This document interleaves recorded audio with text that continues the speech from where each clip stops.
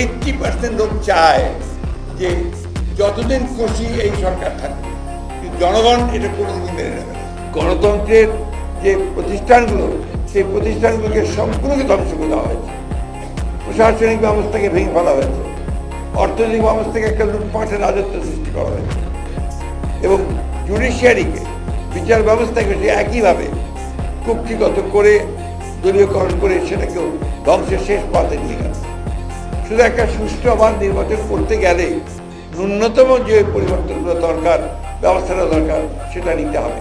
অর্থাৎ নির্বাচন কমিশনের যে পরিবর্তন, সংস্কার করা দরকার সেটা করতে হবে, প্রশাসনিক কাঠামোর যেটা পরিবর্তন এবং সংস্কার করা দরকার সেটা করতে হবে, একই সঙ্গে জুডিশিয়ারিতে যেটা করা দরকার সেই পদ্ধতিগুলো করতে হবে, করে অবিলম্বে নির্বাচনের ব্যবস্থা করতে হবে।